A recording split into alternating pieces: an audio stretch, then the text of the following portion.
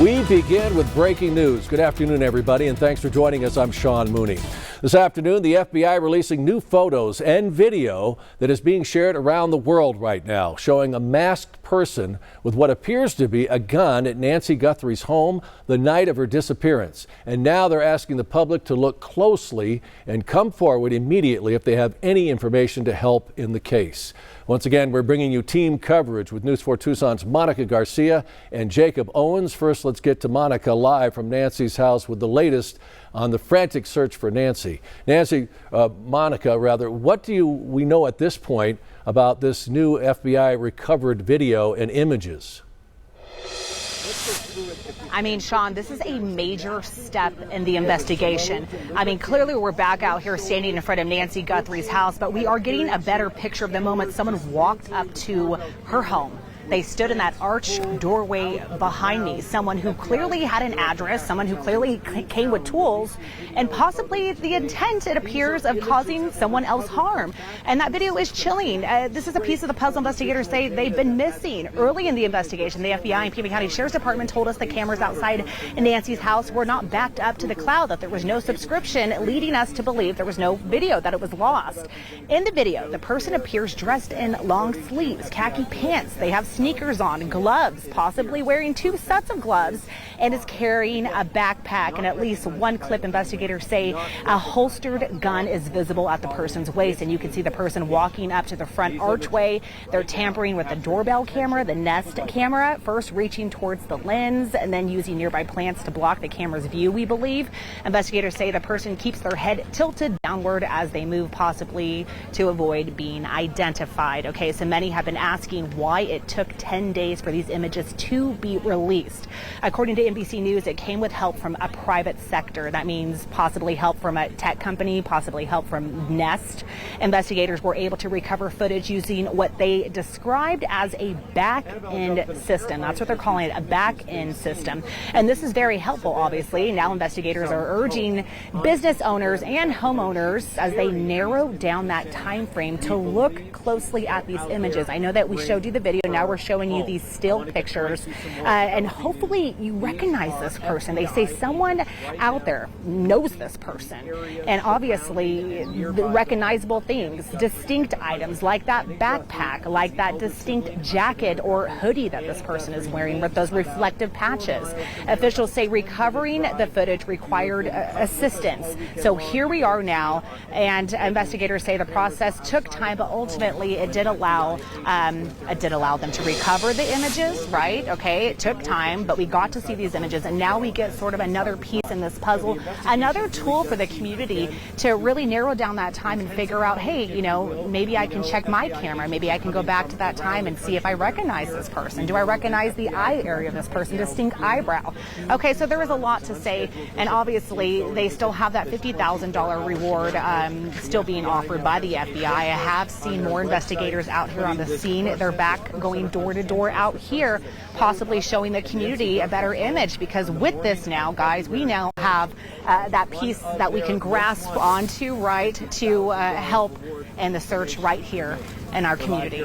Sean, back to you.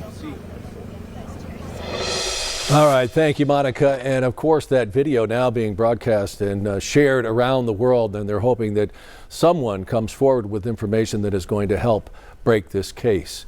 And as we continue to follow more breaking news this afternoon, law enforcement is now investigating the neighborhood of Annie Guthrie, Savannah Guthrie's sister, this afternoon. News 4 Tucson's Jacob Owens has been talking with neighbors about what they know and what they're seeing. Jacob. Yeah, Sean, as new tips have come in, investigators are following up on them. That is seeing them this afternoon in this neighborhood. There is a Pima County search and rescue vehicle just down the street. We also have federal law enforcement officials who have been active in this neighborhood. It's a neighborhood of one of Nancy Guthrie's daughters, Annie Guthrie, and officials here have been looking in backyards, looking in people's yards, in the homes around Annie Guthrie's, and that's continued. We'll show you exactly what we've seen this afternoon. This video is from earlier. These investigative efforts involved FBI officials as well as the Pima County Sheriff's Department. None of the neighbors I spoke with so far wanted to go on camera. However, several spoke off camera. Multiple neighbors say law enforcement asked them if they had cameras and if those devices had seen anything suspicious.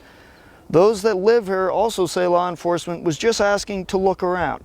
John Grove, he's a neighbor who lives in the area, and he told me that an FBI agent at his door, along with 2 other officials, declined to confirm that the case that they were in the area for, but they did ask if they could look around in the desert around his home. He was fine with that, and we've heard that from many neighbors. They're welcome to law enforcement searching in the desert around here. Grove told me, here I am a neighbor, and I don't really know what's going on. Sean, that kind of captures a sentiment we've heard from many neighbors here. There's this flood of law enforcement activity, but they're not getting a lot of information themselves. We should add the Pima County Sheriff's Department did give a warning yesterday that there would be increased activity, and I should just say activity around the Guthrie homes, and that was expected to continue into today as that search area expands. Reporting live on the northwest side, Jacob Owens, News 4 Tucson. Thank you, Jacob. And as we enter this second week, these neighborhoods impacted and the people that live there, as we continue to try and get more information. And as the search for Nancy Guthrie continues into day 10, investigators report they are being flooded with tips in the meantime. News 4 Tucson's Eric Fink is live at the Sheriff's Department again this afternoon. And Eric, just how significant is the response coming in to 888 crime? What are they telling you? Well, Sean, I should note just a couple of seconds ago, we saw a large sheriff's vehicle head out of the Pima County Sheriff's Department here on Benson Highway. Where they're going, we do not know, but they are on their way somewhere. The Sheriff's Department here says there are no media briefings scheduled or planned right now in the Nancy Guthrie case, but there is a lot going on behind the scenes. In just the past few days, 88 Crime has received hundreds of anonymous tips tied to the case, far more than normal, and every one of those tips are being shared directly with detectives. 88 Crime is offering a $2,500 reward leading to the arrest of the person or persons involved in the disappearance of Nancy Guthrie. According to James Allerton, the director of Southern Arizona 88 Crime program, calls and online tips have flooded the 88 Crime tip line in the last few days, more than 3 times the volume they see in a normal month. We typically in a month get around 250 or so tips a month regarding crimes that's happened around the Southern Arizona area. We've already gotten well over 800 tips regarding this case in particular. 800 tips in a matter of days regarding the disappearance of Nancy Guthrie, and all of those tips being shared with the Pima County Sheriff's Department.